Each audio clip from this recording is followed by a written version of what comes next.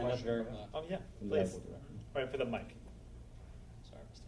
I think all you guys have made some great points on this, and I just particularly want to comment on Sean's point over here. While latency is not the end game, it is something that has become critically important.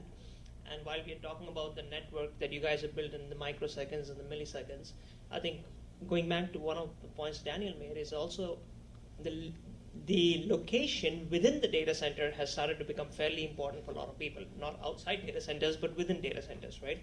And I just want to see what your thoughts are on this, and given the fact that SEC has commented a bit on this concept of fair access within data centers, what the general perception on this is, what thoughts are, and what the data center providers are actually doing to make sure that there is sort of fair access maintained. Well, the best obvious one, and I'll just jump in and then I'll leave it to the panelists, is NYSC is guaranteeing 70 microsecond access to everyone in their data center regardless of where they are. Now, I'm guessing they're not making a perfect circle around with a cable rack coils. in the middle. It's cable coils, yeah, they wrap it around in a circle. Yeah, exactly. So clearly they are looking to get ahead of any proposed legislation, and I think from Tab Group's perspective, I don't think the legislation will be quite as strict as the headlines make it out to be, if they will pass anything around that at all, because I think a lot of the providers are getting out in front of it. But that's my 2 cents. Anyone else want to go in on that? When somebody takes that cable coil and bypasses it, there's got to be somebody that'll crawl to the floor and bypass that, right? Got to be. So I think from a provider, to answer your question, clearly I think as you well articulated, creating this ecosystem within our environment, which you can see here, and so folks that clearly want to connect directly to a direct edge or an ISC, that we have rows of cabinets, for that proximity. Whoa.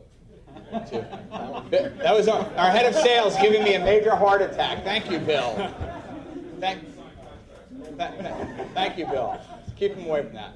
But for that proximity to ISC direct edge. But the other thing I think that you're seeing is what you'll see up there is our Meet Me area, where we actually do all of the interconnections to ensure that they're done seamlessly, that no one can get in there, it's a secure area, and all of a sudden pull out a connection from one of Steve's customers that is going to impact their trading. In other places that you go to, you don't see those inventory and management systems and security, and I think that's key in how you're doing these low latency connections, both within the facility as well as to the outside world, both the metro and the long haul perspective. Well, one thing I just want to add, though, is that regulation in this particular case may not necessarily be a bad thing, because I think there is a perception of unfair access. So if regulation occurs, it should, by the nature of it, give us the transparency that everyone wants to see with what is going on with co-location, and possibly calm everyone, make it the more informed everyone is about fair access within the data center, the better decisions they're going to be able to make. So I'm not really sure that regulation is a bad thing in this particular case. I mean, one problem with regulation, though, is depending on what they do, it might just move the problem, up one level, which doesn't really solve anything. If they were to ban co-location at an exchange, well, there'd just be a fight about who gets to be, the building closest to the exchange, and so it's not clear that a not well thought out solution would actually provide any real benefit to anybody. I would agree. I think that's just it, is making sure that the transparency does exist. So not just going out there and saying, I'm in the far west corner of the data center and he's in the far east corner of the data center, but the walls are shorter, therefore it's unfair access. We got to take a look at these things, and we got to find out, get the transparency out there, do the investigation, not make the broad statement, specifically that it's unfair access. I've actually heard through the grapevine that the real estate agents are already trying to sell all the land around the new NYSC data center in northern New Jersey, just in case. But I think, Dan, you bring up a good point. I mean, I don't know where it stands today, but I mean, originally the New York Stock Exchange had a Mahwah facility. You had to be a member firm to come in to do co-location. Then there was going to be conversation about non-member firms. And clearly, folks like Telex, we could come in there as a service provider and take space and power and connectivity to their IP, their safety IP and safety optics network.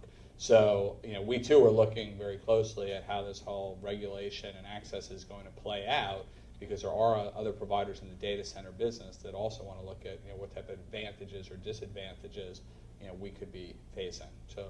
Well, and if you step back, it's actually not a lot different than it was 20 years ago on the floor of the NYSC, right? Some people's booths were in slightly better locations than smaller brokers' booths, even though they were all members. So it's I think it's the same problem, just playing out in a different way. I think Tom was right. Yeah, Eric, I would be interested in your answer to Kevin's question about data center differentiation. If everybody has to have great power and everybody has to have great reliability, how do you differentiate?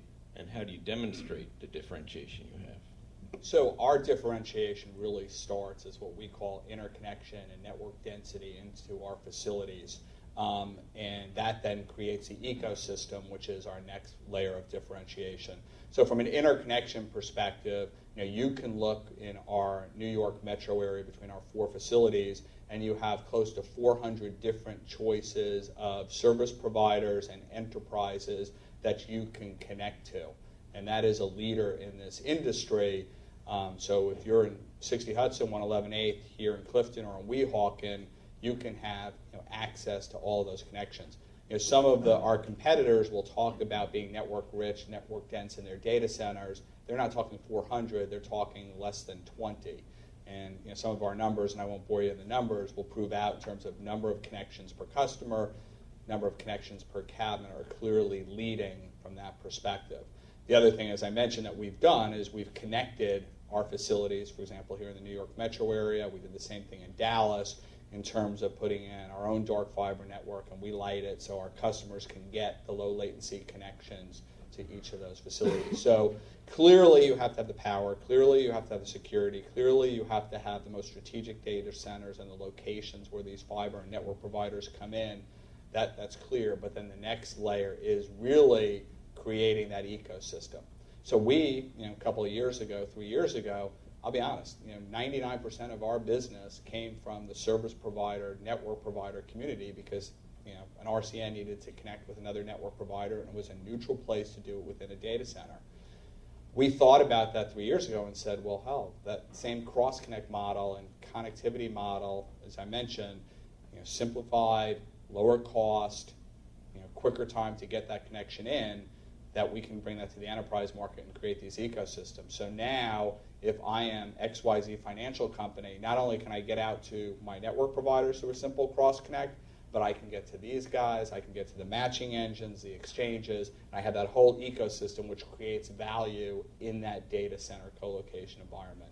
And what we are all about is creating that global ecosystem of customers, not just to benefit Telex. Yes, I love having you all as customers and prospects, but really to benefit our customers.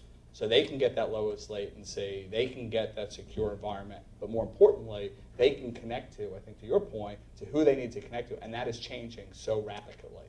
The last thing I would say is, what we just went through over the last 2 years definitely was unprecedented. But boy, when I think about all the M&A activity and acquisitions out of bankruptcy just in the financial services market, and that had an impact on our customers and the changes that they were having and who they needed to connect to overnight, instantaneously, real time, and where they needed to deploy new IT and communication infrastructure, it was radical over the last 2 years that we've seen over time. So long story, but I'd say the interconnection, network density, the global ecosystem, but you have to have the baseline that we've spoken about here, which is security, power, critical location. Have you looked at connecting Chicago and New York together in your own infrastructure in a way? We talk about it quite candidly, but we have great partners that do provide that are our customers, and so we will broker and initiate that. So I mentioned IntelliFiber before, Verizon provides a route, Zayo, who's a customer, provides a route. There are a couple of others, and everyone now is talking sub 20 millisecond. One, there has to be the capacity. I think as you were saying earlier, someone was saying earlier about when capacity comes online, someone tries to buy it up very quickly. But right now our strategy, as we're working with our customers to design not only their data center, but as I said earlier, their network architecture, is to bring in these partners, these network providers, and facilitate through our account teams and our sales engineers to get you that solution. I never say never. I mean, maybe one day we'll connect all of our facilities, but today that's how we do it. Great. So I want to talk about the return on investment thing a little bit. It's a good example, actually. So the alleged purchase of the connectivity between Chicago and DC, although I'm sure that firm spent 8 figures or whatever the price was to get it, I guarantee you they still haggled and negotiated on that price, right? So they're willing to pay, but they're still business people and they want to get the best price possible. So that being said, and this might be best for Steve and Sean, although anybody, of course, feel free to answer. How do the trading firms measure the value of reducing the latency versus the increased costs of whether it be data centers or network connectivity? Well, again, this is one where again, latency does become important, does jump to the forefront because, if you do have latency in executing your trades or accessing another market center or receiving data from another market center, it's going to be missed opportunity. And then you really have to look at, when you have that missed opportunity, your ability to be successful. So if you cannot assure yourself that you're going to be successful, or at least as fast as everyone else in the race to zero latency, I don't know if you could put a price tag on that in particular. Again, as I say, in delivering the service, I feel, the folks like Dan and whatnot, they expect me to be fast. They expect me to be reliable. I can't compromise, some of my IT budget or look to cut corners there in favor of cost savings versus, taking on additional latency. I have to do everything I can within the realms of making sure things are reliable, that there's interconnectivity between myself and other firms. But I have to always keep that at the top of the list and make sure that I'm not sacrificing latency in any way, making sure that, again, on the back end, everything else is there from a reliability standpoint. So I don't think you could put a number on it. If you're not in the game, then I'm not sure you would be able to put a number on it then. The big guys can put a number on it, right? It's not easy, but the big guys absolutely study and watch every packet and know exactly who is picking them off. The little guys don't quite have that sophistication. They know that they're getting picked off. They don't know who and how often and exactly what the cost is. But there are absolutely guys that know specifically what an extra couple of microseconds will get them. The challenge with that is that it's a moving target. You can invest $1 million to improve 100 microseconds. Well, you need to, as soon as someone else makes that same investment, you've now got to move again. All your money is wasted, right? So there are top firms, we'll call them, who have put money into building FPGA-based trading technologies, market data technologies.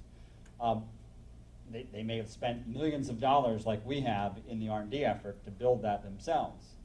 Well, now that we have a commercially available one that we'll sell you for $10,000 a month, it has just completely wiped out many years of proprietary development. That game is continually changing. So now that we had run, typical software system would run at about a millisecond systemic latency. We're now down to 100 microseconds with the current software hybrid